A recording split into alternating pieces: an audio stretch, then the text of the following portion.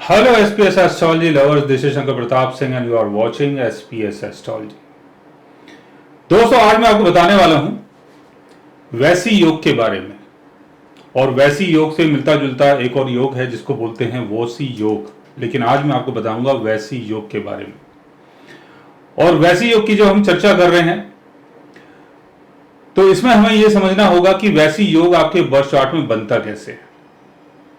वैसी योग बनता है सूर्य के कारण, यानी सन के कारण, और सन से सेकंड अवे जितने भी प्लैनेट्स बैठते हैं उनके कारण आपके चार्ट में वैसी योग बनता है।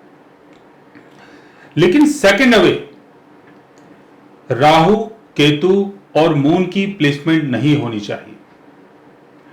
अभी मैं आपको बताऊंगा कि कैसे आप समझ सकते हैं कि आपके बर्थ चार्ट में वैसी योग कैसे बनता है, लेकिन उससे पहले मैं कुछ और चीजें आपको बता देता हूं।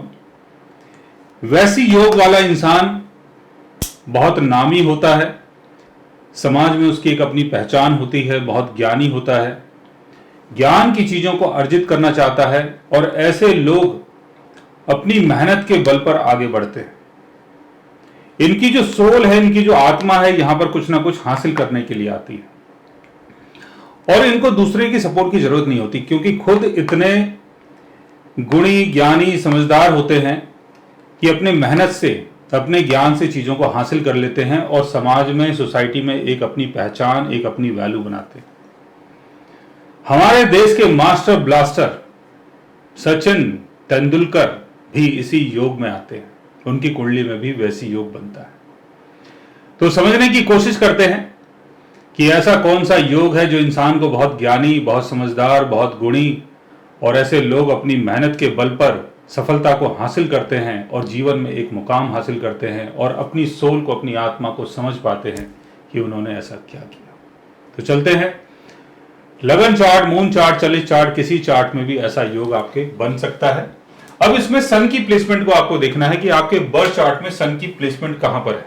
कहीं भी सन की प्लेसमेंट हो सकती है। मान लेते हैं कि सन आपके 10th हाउस में है, सन यहां पर है। 10th हाउस में सन यहां पर किसी भी साइन में हो सकता है, उससे मतलब नहीं है। सन से सेकंड अवे, जैसे मैंने बताया कि सन से सेकंड अवे कोई भी प्लेनेट हो सकता है, लेकिन राहु, केतु और चंद्र नहीं होना चाहिए। यानी राहु, केतु और मून की प्लेसमेंट सन से सेकंड अवे नहीं होनी चाहिए, वरना वैसी योग आपके बर्थ चार्ट में नहीं बनेगा। और कौन से प्लेनेट होने चाहिए यहां पर? या तो जुपिटर हो, या मार्स हो, या वीनस हो, या मरकरी हो, या सैटर्न हो। कोई भी प्लेनेट आपके सन से सेकंड अवे हो सकता है और आपके बर्थ चार्ट में वैसी योग बन जाता है। अब सन अगर आपका यहां पर है तो Jupiter, Venus, mercury, Saturn, Mars कुछ भी सेकंड अवे हो सकता है। सन अगर आपका यहां पर है, Jupiter, Venus, Mars, Saturn, mercury कुछ भी हो सकता है, तब भी आपके चार्ट में वैसी योग बन गया। तो अगर हम सूर्य कुंडली आपकी बनाते हैं कि जैसे सन आपके बर्थ चार्ट में कहीं भी हो और सन को अगर लगन बना देते हैं, तो सेकंड अवे ऐसा योग अगर बन रहा है तो आपके बर्थ चार्ट में वैसी योग बन गया। क्योंकि 3 कुंडलियां होती है, चंद्र कुंडली, लगन कुंडली और सूर्य कुंडली। सूर्य कुंडली के बारे में ज्यादातर लोग चर्चा नहीं करते, लेकिन सूर्य कुंडली का मतलब है कि आपकी आत्मा, आपकी सोल सेकंड हाउस वैल्यू को कैसे अचीव करने आई है, आप कैसे धनवान बनेंगे, ये आपकी सोल की नीड है, ये आपकी सोल यहां पर करने आई है, हासिल करने आई है। अब अगर सन से सेकंड अवे अगर जुपिटर होता है तो आप अपने ज्ञान के बल पर सेकंड हाउस की चीजों को हासिल कर लेते हैं, यानी अपनी वैल्यू बना लेते हैं।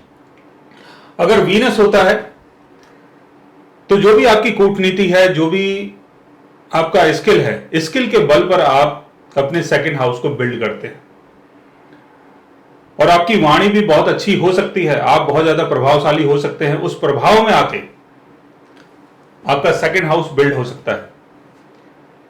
अगर आप कोई एक्टर हैं, फिल्म एक्टर हैं, टेलीफिल्म में काम करते हैं, सिंगर हैं, तो उनके लिए ये वाला योग बहुत अच्छा है। मरकरी की प्लेसमेंट होती है तो मरकरी यानी आपका लॉजिकल माइंड, आपका माइंड इतना ज्यादा शार्प होगा कि उसके बल पर आप अपना नाम हासिल करते हैं। शनि अगर होता है तो अपने कर्म के बल पर, यानी जो भी आप कमिटमेंट करेंगे उस कमिटमेंट को पूरा करेंगे और उससे ही आपको तरक्की मिलेगी। मंगल अगर होता है तो अपने एफर्ट्स के द्वारा, अपनी मेहनत के द्वारा आप चीजों को हासिल करते हैं और समाज में, सोसाइटी में एक मुकाम बनाते हैं। सो गाइस, ऐसा वैसी योग अगर आपके बर्थ चार्ट में बन रहा है तो आप भी इन चीजों को हासिल कर सकते हैं। लेकिन इसके साथ आपको 2-3 चीजें और भी देखनी है। इसके साथ आपको यह भी देखना है कि कहीं केतु सेकंड हाउस में तो नहीं है, कहीं राहु सेकंड हाउस में तो नहीं है, मतलब मून से सेकंड अवे, और कहीं आपके जो प्लैनेट्स हैं वो राहु केतु से हैंड तो नहीं हो गए हैं, या जो सेकंड हाउस का लॉर्ड है यानी सन से जो सेकंड अवे जो हाउस है उसका लॉर्ड कहां पर है, उसके लॉर्ड की प्लेसमेंट क्या है। अगर उसका लॉर्ड वीक हो जाता है, कंबस्ट हो जाता है, डेबिलिटेशन में होता है, राहु शनि केतु के साथ होता है, तो वैसी योग तो बनता है लेकिन उसका बेनिफिट आपको हो सकता है ना मिले। बट सन से सेकंड अवे जो हाउस है उसका लॉर्ड अगर आपको सपोर्ट कर देता है, वो अपने ऑन साइन में है, अपने एक्सिलरेशन में है, केंद्र भाव में है, लाभ भाव में है, त्रिकोण भाव में है, तो वैसी योग आपको कहां से कहां पहुंचा देता है। सो गाइस, आज मैंने आपको बताया वैसी योग के बारे में। अगर आप भी जानना चाहते हैं किसी ऐसे योग के बारे में तो उसके लिए आप हमारे चैनल को सब्सक्राइब कर सकते हैं।